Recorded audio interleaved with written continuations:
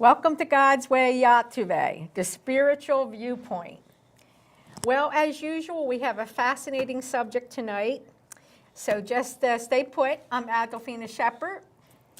This is my co-host, Thomas Knight Templar. Good evening, everyone.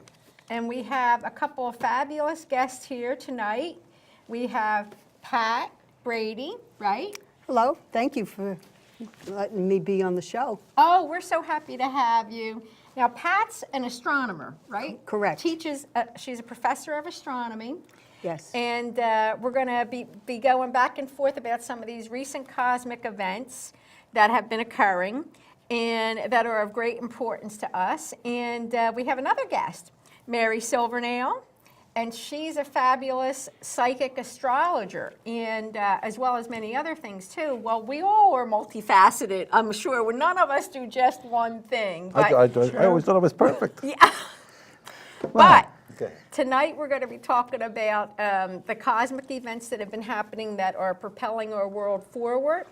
And so I guess what we can do is, how about, Mary, you tell us a little bit about yourself, and then we'll bounce over to you, and we'll get the ball rolling. Okay. Well, as you know, I'm Mary Silvernail, and I'm an esoteric astrologer. I'm a psychic astrologer. I'm a psychic and I'm an astrologer, plus I'm a hypnotist and a Holy Fire Karuna Reiki master teacher. I do a lot of things, but astrology I've been doing my entire life. And I love the science and art of astrology. You know, I've always thought that. I've always believed in astrology, ever since I was a child. I was actually told by Father God that astrology is God's numbers, meaning Yes. everything is mathematical, right? Yes. Isn't that right, Pat? Absolutely. So, Okay. you know, it just fascinates me, the whole thing. And Mary did a chart for me. I found it, and it was wow. May of 2009. Right. And we were spending a little time going over my new chart, so that was fascinating. And so anyway, we'll be moving on to our cosmic subject shortly. So Pat, you tell us a little bit about yourself, and we'll take it from there. Okay. It's, well, I teach astronomy. I've always had the love of astronomy. And years ago, there weren't too many books out, so I didn't know too much, but I did notice that some of the objects up in the heavens did not blink. Right. So that sort of spurred my curiosity. But along with astronomy, looking at the planets, I just fell in love with astrology. Now, there's a difference, okay? But we're going to get into that, you know. Oh, yeah, and- let's just tell us the difference between an astrologer and an astronomer.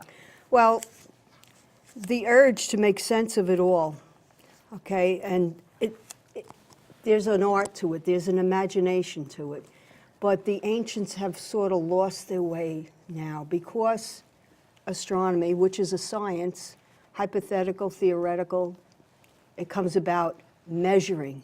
You want measuring distance, velocity, and this is what astronomers do, not just looking at the planets, but actually measuring where they are. That's the heart of it. So you're saying by the measurement they figure out, you know, the story, more or less? Astrologers tell a story when they are reading a chart. So those Correct. distances pertain to certain aspects that could happen in a person's life. Okay, but now that we're talking astronomy, so astronomy doesn't put the I predictions. just had a troll curveball, and I'm Oh, sorry. thank you, Thomas. I'll But- save that one for you. Let's go back a little bit in time. Okay, we've got to go back to the Babylonians and the Egyptians. We're going back 4,000 or 5,000 years ago, and you have to remember there were leaders and people that wanted to please the leaders. Leaders had to know things. They wanted to know about stories in the heavens. No TV, no nothing. So actually, what do you do at night? You're having parties, but you're looking at the stars. So the astrologers would actually depict stories from the constellations. Now, the constellations are a band of the zodiac that lie on the ecliptic, very similar to astrology. Okay, so you have your 12 signs, actually a 13th with Ophiuchus. His foot is touching one of the zodiac on the ecliptic. But for now, it's 12. Okay, there's a little bit of debate going Yeah, on. they said he was too small or something, didn't they? Well, the foot is kind of wedged in between, but he's a huge person and Okay. he's a herdsman. If you go to astrology meetings, people try to see where Ophiuchus is in the sky. They do believe in it. I don't know Oh, about... okay. You believe in it too, Mary? Yes, but I really stick to the basic Greek astrology. Yeah. And I'm an esoteric astrologer, so therefore I'm looking at astrology through the lens of the soul. Let's put it that way. Yeah. you know a what- more of a spiritual side of it. Also predicting, the future and things like that. But more of the art part of it. Whereas an astronomer, Pat, would be looking at the science of it. I yeah. appreciate both. I appreciate the science, I appreciate the art. The both. question I was asking her before, I'll ask you, is about the space, the distance between what planet is in what sector at what time. How do you know what it depicts? Like for a By the person? degree. By the degree of it? Yeah, by the measurements, absolutely. But It's are all you about numbers. receiving It's that- all about the all right, measurements. With the numbers in mind, Right. are you receiving that psychically is the message? Oh, Or are you no. receiving it scientifically? Mathematically. Mathematically, okay. Mathematically, absolutely. Many years ago, before I had the Computers. ability to use a computer to create an astrological chart, it was math. And it would take me, and even being good at it, okay, it would take me a half an hour just to calculate all the calculations for the houses and the planets and the degrees of the planets and all of that to create an astrological chart. Now I just put in a person's birth date, time of birth, place of birth, longitude and latitude, pops up for me, and boom, there's their chart. Yeah, it makes it so much easier. Yeah. I mean, you still have to interpret it, but you get all the hard data right there. Right, Yeah. right. The physical mathematical aspects of it. I just wanted to say something. Christmas is coming up soon, and the holiday season. And it was something that I write in my astrology column. I write the horoscope column for some newspapers, magazines, things like that. One of the things that I wanted to mention, and perhaps, Pat can even go further with this because of the fact of you're so so astute at the history of it. But the three wise men, they were actually astrologers, because at Yes. one point, weren't astrologers and astronomers one and the same? That's what I thought. Right. And Absolutely. the three wise men, because Yeah. I always write about that come Christmas time. And the Star of Bethlehem was actually a configuration of certain planets and the aspects of it that created the ability to know where the Son of God would be born. And so anyway, so I just wanted to No, touch that's on okay, that. that's 'cause fine. You I know find what? it so I interesting. saw that on the I'd love History to hear. Channel show on that. I've said that all my life, though. I said that same thing when people would say, "Oh, I don't believe in astrology." I say, "Are you a Christian?" There you go. Yeah, and I say, "Do you understand the story of the three wise men that they followed the stars to baby Jesus?" I said, "Well, they were astrologers." Yeah, it was a configuration. And, and people Absolutely. are always so freaked out when you tell them that, and you do it. Do you ever do that too? I try to stay neutral on the thing because people have their own opinions about it. Right. But I know also from dealing with astrology, okay, because for many years, maybe over 30 years, I have belonged off and on to the Staten Island Astrology Guild. Yes. So at one point, and I'll get back into the history of it, but because I want to talk about the ephemeris that we use. Yes. Okay. Years ago, people would do the charts at every meeting.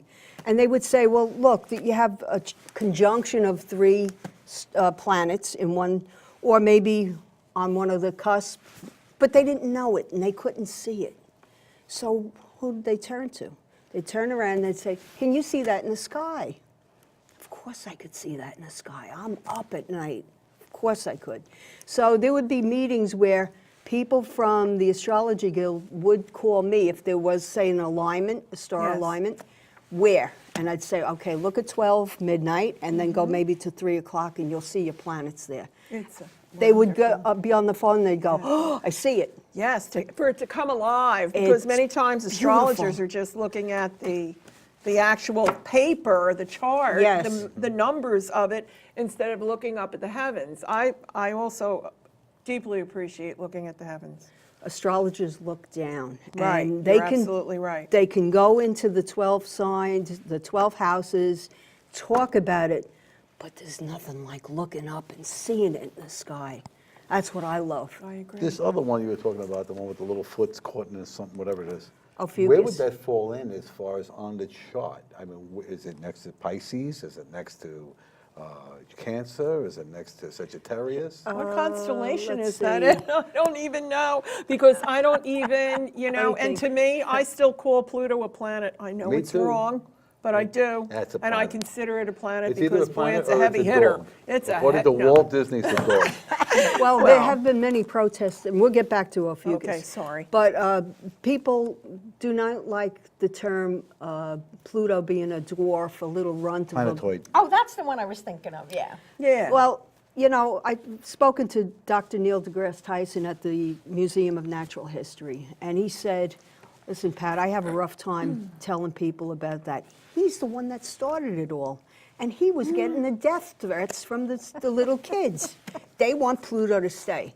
So he's going to have Pluto stay, but he doesn't, he knows the science of it.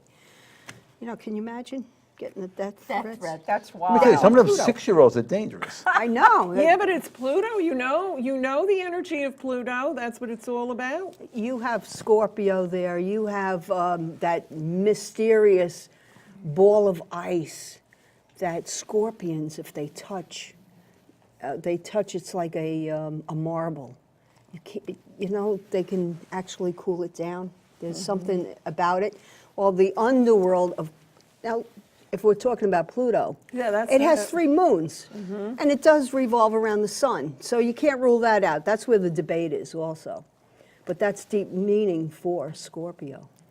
But if it has Yeah, three, because is, there's if 3 it's different the types ruler. of Scorpios, aren't there? There's an eagle, there's a snake, and what else? Okay. There's one more. Hang on. There is a dove. A dove. A dove first. A Oh, dove. I didn't know that. Peacemaker. The dove. The dove. Then you have your eagle. Oh, you have, Yes, but see, when you talk about the dove with Pluto, first, Pluto comes in, and looking at it from an astrological point of view, it comes in, it knocks everything down like a wrecking ball. Then it rebuilds everything up phoenix. so beautifully. Yes, the phoenix. This is the dove? Absolutely. Okay, the phoenix, that's cool. Absolutely, the phoenix. the phoenix rebuilds. But then you have the underlying scorpion, for Scorpio, the deadly ones, the ones that are cold and ruthless. Yeah. I know a few of them, so Yeah, I know I they're do ruthless. too. this Yeah. is bad. I may not sleep tonight. It's going to be a nightmare. No, let me We ask better you talk something. about Venus. I gotta ask you Go ahead, something. go ahead. Yeah. In order for a planet to have Yes. moons, it has to have a gravitational pull on those moons Correct. to keep it in orbit. Yes. So it's got to be a planet. It has an element of I iron mean, our in moon it. is about supposedly what, almost the same size, is it? You got to remember, a lot of objects out there have, when they were accreting, when they were coalescing, they bonded with atoms, and the heavier elements were in the middle. They have the spin, they have the revolution, they've got the pull. And if it's pulling out little moons, little objects that are caught in their in the planet, it's a satellite. It's simple thing. Charon is one of Pluto's planets, and a lot of astrologers talk about Charon. What Absolutely, aspects? Yeah. absolutely. It has a lot, yeah. And as we go back into with the math, ephemeris, with your Yes. right ascension declination, you know what it is. You do the math.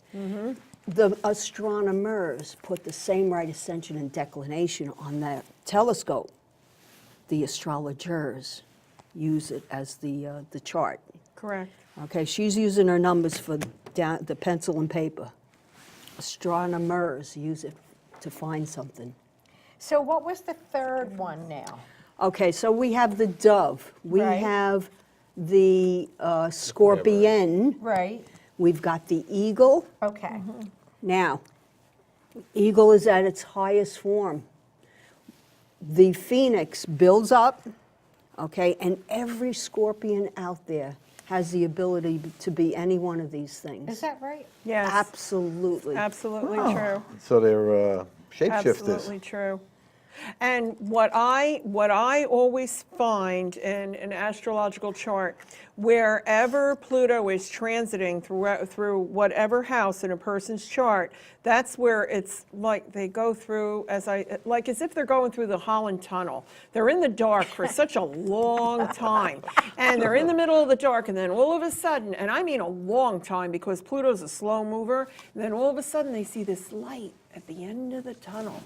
And finally, they keep going, moving towards that light, and then they come into the light, and they're reborn. And that is the truth in reference to Oh yeah, nightmares tonight. how I I look. No, seriously, how I look at Pluto, because if you recall, we were talking about where Pluto was in your stars Yeah. before the show, and I was mentioning to you about the karma that Pluto is bringing.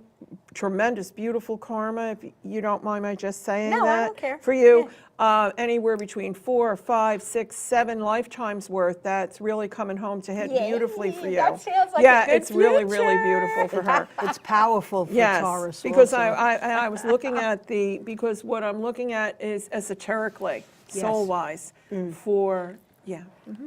Now, you were Beautiful. saying you saw that on the History Channel? Yeah. About the, What we were talking about, Three Wise Men, right? Yeah, the Oh, three wise yeah. men. They were saying that they were astrologers. Yes. Okay. Yes. And that they were astronomers. Yes. Okay. That they were one and the same. Mm-hmm. And that the particular bright star, the only reason why they got together was because all three from different regions found that star and followed it and they met up on the road. So the three wise men, it wasn't that they were hanging out like, Mike, Larry, and Harry, you know what I mean? They happened to run into each other following the same astrological movement. Coming to, yes. I think there was a conjunction. A that- conjunction, yeah. That, in that time. Trines, actually. Trines making I the- have, I wrote about that, Ah, actually. nice. That's how you remember it. Yeah, that's how I remember it. But I wrote about that. I believe it was trines, which trines in astrology are the luckiest aspects to have with planets. So if Mary was doing your chart and she said, well, here's a trine here, she's got that triangle, where did she get it? She got it from the ephemeris. She put it down on the chart, and whenever you see those triangles, that's good. But what's the ephemeris? I don't get that full meaning of that. Okay, it's an ephemeris. An ephemeris is the plot and the measurement of where the planets On and its course, on its orbit? revolving around the sun. So they'll have everything in there from Mercury all the way up to Pluto to Charon. And they will have the moon in there also. Now, you say, is the moon a planet? Do you think it's a planet, the moon? I always did, but then I'm not an astrologer or an astronomer. I always thought it was cheese. Well, it has a little bit of, That's what they said. little bit They of said that it was also. cheese. They said it was little green men, so why can't I have cheese? Well, it's a satellite. It revolves around the Earth.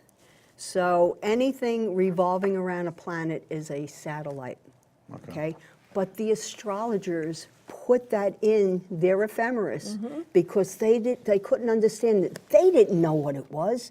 They knew it came up on the ecliptic. When you do this astrological chart, I mean, there are the planets, the moons, the asteroids, or whatever it might be in that chart that you need to forecast. I mean, how many things are there that have to be in certain places to depict a certain thing, an event in your life? I mean, how many things have to... You look, just boom. like that. Yeah, but I'm saying, by number-wise, I mean, is it like 1,000 things that you have to figure out? Oh, no, Is it 50 to things? figure out. Yeah. Oh, okay, well, that's what I said, I do the basic astrology, Greek astrology, not Vedic. Astrology, and it's 12 houses Okay. on an astrological chart. Kind of like the one I gave you with the circle on it? Yeah, okay. exactly. It looks like a one? piece of pie Oh, in your purple. Oh, yeah, you want You to, might, yeah, without going that's a chart. into too Yeah. deep of, Yeah. yeah, here, let's without pull us- this one out. anything Yeah. personal. Yeah, So- but this is an astrological chart. This is the 12 houses, and each house represents a piece of your life, a part of your Okay. life, an you have a aspect of blank your one? life. So No, then, this is each actually one- looking from at your sign, 2009 this is that you basically did. you. Okay. And then this one's an updated. This is Like your just say the soul. color. Look at I'm an this. esoteric Right. astrologer. That's what I'm The saying. audience This is me, That's- or her. Oh, No, I I don't want them to But see your yeah, personal chart, that's, you know? so when I told you I'd do a chart for you, Tom, that's what I'll do. I'll do this, and then I look at where all the planets are moving. These what do they call tricycles? Trines. Where would you find that? It's see, these are the planets, Okay. and if it comes into a trine, see all these lines? See if you see a trine, okay? If the Okay, I see it, yeah. aspects with the degrees is a trine, that's very lucky. Squares are difficulties, oppositions can be a little bit difficult, you know. So we're looking at things like, as far as emotionally, not scientifically. Right. You know what I mean? Yeah, so I do. So I the know moon, what you mean. So the moon to me is very important, and I call it a planet in astrology. Yes. I realize it's not, but You I wanna call show it that? a moon in wanna show that? astrology because it somebody might rules use the that info. emotions. That's right. Yeah. It So- rules the emotions. It rules the emotions, right? Okay, so we can talk about, Which is so key, and other Yeah. things. Your emotions, Absolutely. your psychic abilities, your intuitiveness, and so many other things. If you're maybe even, I can tell if a person could be susceptible to having problems with the stomach area. It also has to do with maternal instincts. It has, you know, the moon is so Oh, many yeah. things. She, in go fact, ahead. she came up and said, she says, oh, you have back problems, you got to be careful, you know, you don't overdo it, or it could be debilitating, and it was in my chart. It's And all that's in your okay. chart. It's there, a it's your picture of you. destiny. It's all in your chart. So that's maybe we can talk pretty about the different parts of the body where each sign rules each part of the body. And the first one, Brain. Aries, number one in astronomy. That's your reference point when you're doing measurements. So that's where it started. And you got to remember that astrologers were first. It's not until Kepler, big heavy ones, Kepler and Galileo came in, and they started doing measurements, especially Kepler with the eclipses. But see, once again, back in those times, okay, back in those times, where did they get the knowledge to be able to measure with any kind of with any kind of precision, without having modern equipment? I mean, I know it takes a certain time for something to go from here to here. I know that. Yeah. But if it's a 3-month period that it does that, where is the distance of that? That's just telling me it took 3 months to do it. Didn't tell me how many Yeah. million miles it is. I see. Okay, but look at it this way. If you know where a constellation is, and if you know where a planet, a wandering object is, it takes a certain amount of time to travel through that Absolutely. constellation. Sometimes, though, and it's in the book, and she knows it too, the planet seems to wander backwards, retrograde. Retrograde. And that's where you get where she makes her predictions of maybe the Mercury, say Mercury, for instance, and not a good time for correspondence or holding back. But that's what they did. They would look at the wandering stars. They didn't even know they were planets at one point. But as the technology increased, they knew. They You knew. know why? Because you hear them say like the sun is 186 6,000 million miles, whatever it is. 93 million, approximately 93 So I was million thinking about the speed of light then. astronomical I units. remember 186,000. It's been a long time since I've been in school. I used to write with chalk on the board when I went to school. They don't anymore? I don't know. They do a lot of PowerPoints, that's for sure. You know, I suspect that at some point, time travelers from the future came back with technology we don't even know today, perhaps, probably brought a and slide taught rule. these people these things with the measurements and so forth, and jumped them light years ahead to even know about But this. that's the point I'm making. is That's that what how I do you think. know, like, the actual I distance? agree, Like, say just from like here to the the moon, I don't pyramids. know what the distance is, Pat, you know it. But Sometimes. okay, sometimes she knows it. No, I know. Yeah. Okay, so you know that distance. We today can actually measure that distance. Yes. Probably by bouncing a laser off it and know how far it went in the speed, okay? However, back in those days, how did they know how far away a planet was in order to do an astrological chart? Even going by month to month to month, there has to be a numerical number attached to the distance. Everything is created by mathematics. I know Under that. pi and all. So yeah, that's why I say, you know, maybe they didn't have the sophistication back then, but somehow it occurred. You know what I'm saying? Say That they had knew. extraterrestrial help? I think so. So do I. If we go back in time, though, the astrologers would see brighter stars, the alpha stars, beta, gamma, and they didn't have the knowledge to say that maybe that star is a little bit bigger, or maybe that star is a little bit further away. What they thought was that the stars were diamonds, and in the background it's velvet.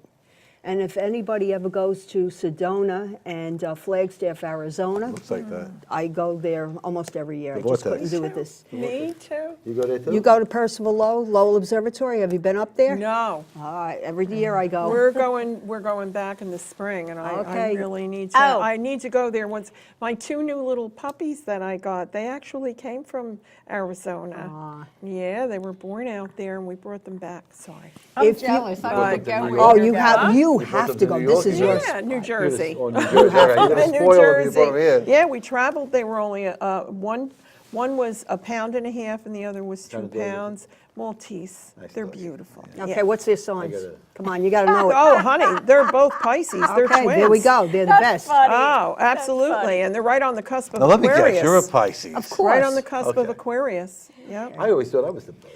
But let me just tell you about Aren't we some kind of love thing? what? Well, That's what I heard, I don't Talking know. about. I You're the usually- archer with the I- Sagittarian, the arrow.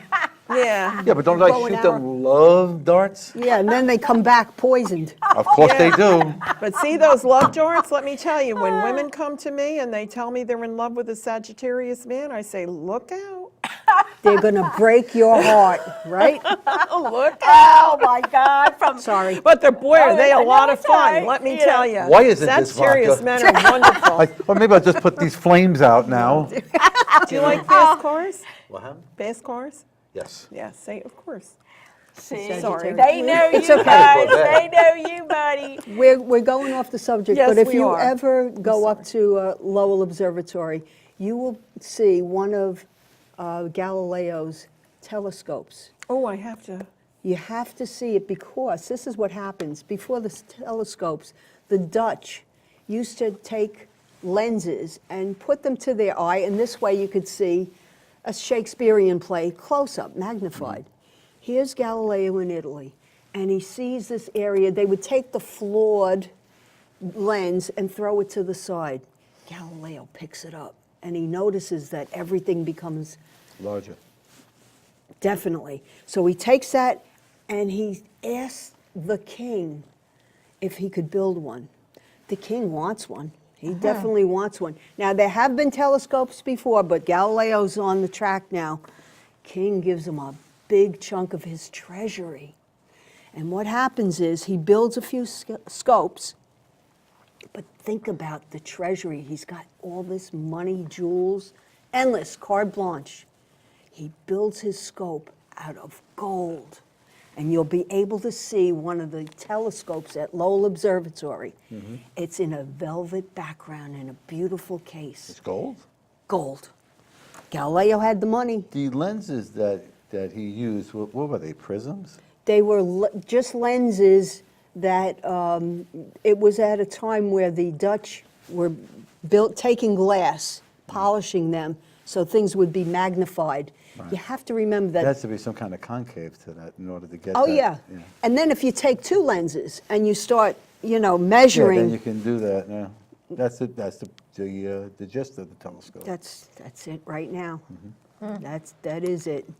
What say you on this?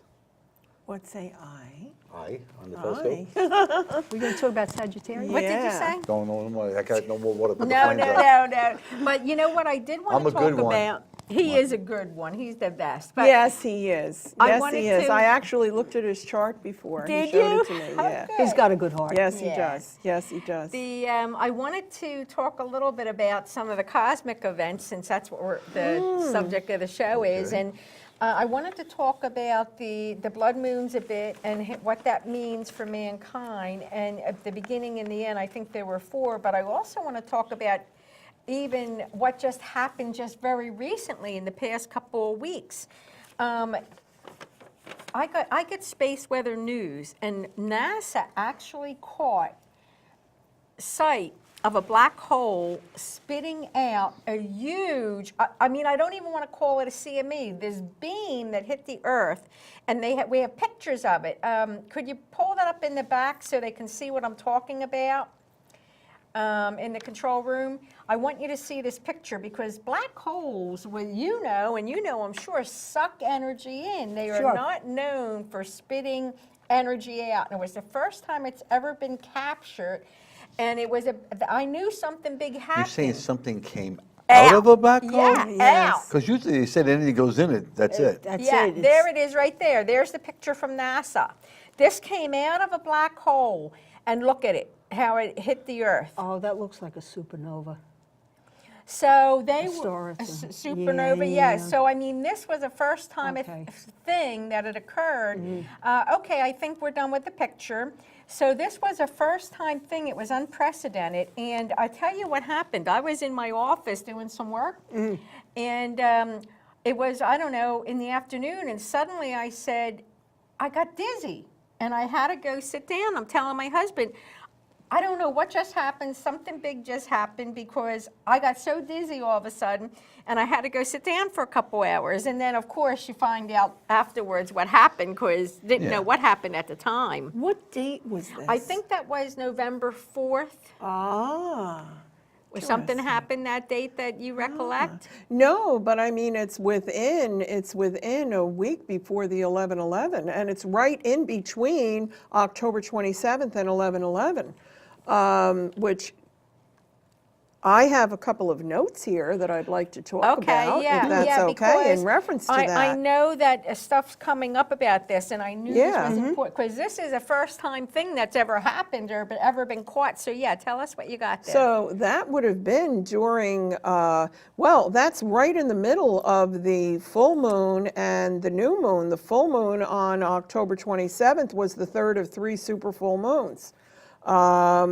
Super full moons, Yeah, not just now that was a blood full moon, moon. right? Yes, Yeah. super full moons. And I just want to break I'm in for a sorry. second. Yes, go ahead. Okay, now she's talking about a super full moon. Yes. And I do have a Please. picture, because Sky and Tell magazine, I don't know if they can catch that. Great. But it's called a blood moon, and the Earth's atmosphere hits it when the moon is traveling with the sunlight and the Earth disturbances, and it turns this color. A super full moon is the moon at its perigee, meaning it's a little bit closer to the Earth, so it's a little bit bigger. And if you were to look, say, down near the Verrazano when it was coming up on the horizon, it was big. Gorgeous. It was a beautiful sight. Closer, perigee. Sometimes looking at the moon coming up, rising, it's a little bit smaller. Apogee. It's in the book. She knows what it is. The pull is there, and it definitely affects the eclipses. So, go ahead, you can Yes. continue. I Yeah, just yeah, wanted to bring very this up. interesting, and I'm glad you brought a picture of it, too. Yes, that's Yeah. perfect, because that's absolutely perfect, Pat. See, as an astrologer, to me, the moon, is what we were saying before, affects the emotions. So when you have a supermoon, it's really affected, and also our intensity on every level divinely, because of the fact that we're mostly water, and the pull, and I'm sure Pat could go deeper into this in reference to the pull that the moon has on the water, and that's really Yes. why it affects. But what I had noticed here is when you said November the 4th, it's right in between. On October the 27th, we had the Taurus full moon, which was our full moon because Yeah. yeah, both Taurus. You Anyway, just think you're special, yeah, don't you? we are. Lucky you in between us here. And so, anyway, but it was shining a very powerful light on what we must transform into as divine beings. Okay, so for you to then tell me that this happened on November the 4th, which I was not aware of this until you brought it to my attention. That's right in between then the Scorpio new moon on 11/11, which with numerology, 11/11 is extremely powerful. That's the shift. That's two master numbers together. That's the alpha, alpha, alpha, alpha. So. You know what just occurred to me? Yeah, And- sorry. No, it's Going fine. off. No, it's good No, it's because good. It's so everybody has good powerful. input. What I've noticed that an attunement happens after every moon, new moon and full moon. Now, with that date, October 27th, Yes. that would have been just about the appropriate time that God's going to take that energy, because that's what I was getting. That was from God, and Yes. that is going to send that attunement out to the earth. And that was right, that would have been right, because it usually happens a couple of days after it builds up to the moon. Exactly. And then it works on it, and then boom, and that was right from the black Yes. hole. Which then falls into what you and I were talking about earlier that I really wanted to say here, because that Scorpio new moon on 11/11, okay, and then a few days after what we dealt with, the tragedy in Paris. Yeah.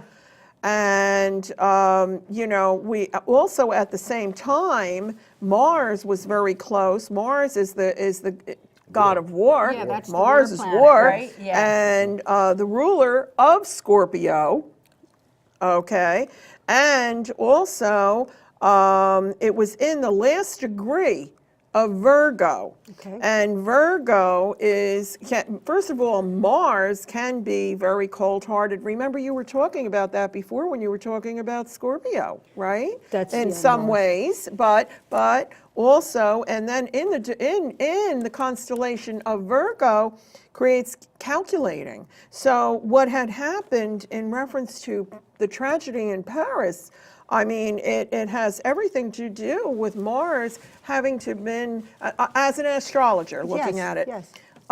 Mars being at that degree of Virgo, and then being heightened and energized by the supermoon, which then built. And then what you had said that, the picture you showed us, Yeah. which I don't understand exactly what that is. I know, that's But you're a saying thing. that it's a nova, and Could then be on a top of supernova, that, supernova, a star explosion. and then on top of that, the Usually Scorpio doesn't new come out. moon. Okay, well, we have to talk I mean, it's about just that. like, I wanna I ask get a question. really, really, really excited about that when you say that it was around November the 4th. It was right in between those two. Well, not only that, this is what also happened, because that whole, for 2 weeks, I would go, ooh, and then I sit down, I pull myself back together. And a Stop day or two, drinking and that then Irish boom, coffee in the morning. Because right after that black hole, there was a major CME. And Pat and I were talking about the solar flares, right? That knocked me down. Then there was Yes. this all these fireballs. Do you know about the Okay. fireballs? Yeah, those Oh, are this is meteor showers. interesting. Because if it was, what date Very are you telling me? interesting. This is between, we're talking between October October. 27th and now we're talking 11/11. 11:15. And something happened yesterday too, but I didn't read Space News, so I'm not sure, but I'm thinking it was a CME. So meanwhile, I experienced that when fireballs come, I actually sometimes smell like fire, smoke in my aura and so forth. And my neighbor was telling me, no wonder I've been smelling that. She says, I wonder what that was. And there were all these fireballs coming in. On top of that, then the moon, and then space junk. And you know, all these things, I mean, you probably don't Interesting. believe in Could've been any of wiping this, the but shower. I do. No, I can listen, I know. I have an open mind. Okay, and so You're then, funny. I mean, Okay, all here's the- the open mind question. You Go need to ahead. cut me off before. Okay. Okay. We're coming out of the age of Pisces. Yes, into, And we're coming to yeah. Aquarius. Now, Aquarius is supposed to be the divine feminine, the time of love and stuff. I see anything but love in the events of what's going on this planet. Okay? I see more hatred. I see a news media that bombards us with nothing but horror after horror after horror. And then at the end of the show, they show you Timmy with a little bunny rabbit. And that's supposed to make you feel all good inside. What is going on? When is this going to change? This is why these things are happening now. isn't it? And Saturn and Pluto and Neptune and Uranus especially. The planet Uranus is retrograde right now, but the day after Christmas, December 26th, it's making its turn. When Pat before was talking about like that it looks like it's kind of like wobbling out there or something, we call it retrograde. Right now it's retrograde. It's been retrograde for a while. it's bad, isn't Uranus is extreme. No, it's during any retrograde planet. As an astrologer, the way we view it is that's the time for you to get everything in order, or everything is being lined up. Things are being lined up right now for a huge change on this earth. It has to happen. It has to happen, because if it doesn't happen, where are we going? I mean, especially what we were talking about before with Saturn. I mean, that goes in 29.4-year cycles. Am I correct about that? Because it's anywhere between 29 and 30 years. Which one are you talking? Saturn, the cycles. Oh, yeah, that sounds right. Correct. Okay. when are we And- going into Think that, for a second. And Mary? that brings about, but with Saturn, we have been going through cycles with Saturn, and that's what causes our economical depressions and things like that. And if in fact we don't come out of this situation, which you were talking about here, and move away from all this violence, and with Mars, right, what we're talking about, and Pluto and the aspects of that, and if we don't, and we don't move more to the feminine aspects, then you're looking at a world depression, a truly world depression. And the other thing is with Uranus is in Aries now, and true. Yeah, Yeah. it is. And it's. I'll let her talk first. Right, okay. But, no, you can, well, Uranus and Aries, to me, that Aries is ruled by Mars. And Mars is the warrior, and that's why we're seeing these sudden situations in reference to like a warrior type atmosphere. But you're saying, when's it going to change? I feel it's not going to change until really the time of Aquarius. Well, we have to bring into consideration that between the age of Pisces and now Aquarius, it's going into, so Yes. it's at its cusp. So it's shifting a little, that's another shift, but it doesn't take a So few you're saying days. that Pisces is going to get Takes its a last shots in long on us? time. Pisces is going to get its last shots in on us, and Well, then if you maybe look- we'll come into this time of enlightenment?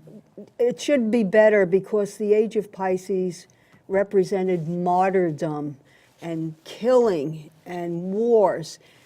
We're kind of breaking away from it, even though there are wars going on. But back then, they would just. It's all different. Perhaps what happened with that black hole and that energy shooting through, I really feel it has something to do with that, of the shift that's happening into the new age. literally the new age. Now, what point in time are we at in the period of Saturn? Are we in that 29, 30-year period? Where are we? Year 15, 18, Well, 20? 2008, the financial crisis in 2008 Uh-huh. was the beginning of a tremendous hardship, as we know, as far as financially. Now, we really had been in that now, even though we saw some light and we came back out of it here. But the intensity of that, then the combination of what's happening in reference to religion, seriously, has everything to do. If you take those two and you combine them, this is how we can end up in a world war regarding religion and a world depression. But what about the time frame? Does anybody have an answer for that in the time frame? You were saying how we were entering Saturn Yes. and we were going, that's a 29 to 30-year period. When did that period that we entered Saturn start? Because Saturn's the great teacher, right? Correct. The It great is. teacher. And the restrictor. Okay. and Yes. karma. Yes, because I remember that, yeah. So what one would do would be to go to an astrologer. And an astrologer can make up and plot a precessed chart, meaning that the Earth is wobbling, and over time, we don't see it because 28,000 years has to go by. We're in, right now, the North Star Polaris. Okay. 10,000 years ago, Thuban. 10,000 years from now, it's Vega, not Vega, Vega. And as it's precessing, an astrologer can do, I don't know how far into the future you could go with a precess chart, but if you had your data and an ephemeris that Yes. actually goes into time, because I've done that at the college, but I didn't go into charts, I went into planets, and I went 10,000 years into the future. And I saw planets spinning and spinning. Everything's there. Beautiful. It's a beautiful And everything. thing. Well, aren't we heading to, isn't the Earth moving closer and closer and closer to the galactic Oh, center yeah. right now Yeah. anyway? Because I mean, part of, as a healer, part of the energies that I know that I have been accessing, and a lot of other healers tell me this, that the energies are so much stronger now because we're moving into the closer to the galactic center. into the There's field. there's more energies that we're able to grab onto. It's really quite beautiful. Oh, So yeah, it's I divine. know that. We've been divine. going through the Divine. the bonds, the bands, the photon Yes. bands. Is that the Yes. way to say Photon it? energy, okay? Yeah, there we Wow. go. That's what's happening, and our Ooh. bodies are not used to it. And I want to send out a reminder again To do the that prayers. these shifts have created damage in our esoteric or spiritual body or a quantum body or a biofield. And remember, you can get the prayer on my website, adolphinashepherd.com, to get all those repairs done simply by praying to God. And Facebook. Yeah, because everybody I checked after this black hole and the major CMEs and the Scorpion moon, major heart meridian breaks. That's bad. That means your heart's not getting fed because it's the meridians that feed the heart, the energy. I for remember life. that call. Yeah. Oh, yeah. I called him. I said, oh, my God, right? Yeah, how do you feel? You should be dead. No, I did not say that. no, she didn't say that, but it was close to it if I didn't do it. No, yeah, those meridians feed our organs, So we only have about 9 minutes left. Oh my We don't God, I even just have want, that. can I show a Yeah, picture of the yeah, sun? Come on, Yeah. we want to Because see. these are solar flares. Yeah. And I don't know if the camera can get it, but this is what it looks like. And these are Pete. the sun pulsating. Try to get this. And, well, I don't know if Pete can get it, but it's okay. I can think see it's it big up enough. there, yeah. This is very powerful, and the sun has different times where it's less active, and now at this point it's maybe a little bit more. And there are a lot of recorded datas in history of when flares came to be powerful and then when it is Do less powerful. flares, history-wise, Yes. do flares flare up in the same regions at a certain time period, like say 200 years from now, the same flare will go off again? There's a cycle, and what happens is that these photons, if you're taking galactic, they actually, the star is pulsating, the sun is pulsating, all stars pulsate. They get caught back into the gravitational pull. So you would see, on a given day, you would see different flares, solar flares. And these are the little filaments at the corona. And you could actually see it with a solar scope. Cool. It's beautiful. That is It's just a beautiful so, thing. yeah. I get it's that awesome. from Space News and NASA News. Now, listen, I want to ask you something. Beautiful. You were talking about the energy from a black hole could have been an exploding star or planet. Yeah, yes, go ahead. Well, the point that I was making, and just occurred to me, is supposedly when the Earth was created, that's what happened. Something exploded, Oh, and you it was think the that Big great Bang thing? expansion. Big Yeah, the Bang. Big Bang thing, right? I mean, come on, this is an act of creation happening here from what I'm thinking. Well, Pat, let me ask you a question. That's pretty Pat, Yes. when a supernova occurs out in the galaxies, okay, Like and it these? takes a certain amount of time, that could have happened like 200,000 years ago, Or- and the light is just reaching us now. Yes. So if this thing came out of the black hole, how do we know how old that thing is? This is what astronomers do in research. They go back in time and they can calculate by using the shifts, the red shift and blue shifts in space. They have the distance, they have the velocity, they know the quadrant, they know what constellation it's coming out So of. if we're seeing, say, a supernova, it becomes visible through a telescope. Yeah. All right. That could have been a supernova that happened when it happened hundreds of thousands of years ago, but we're just getting the light now. That's right. Okay.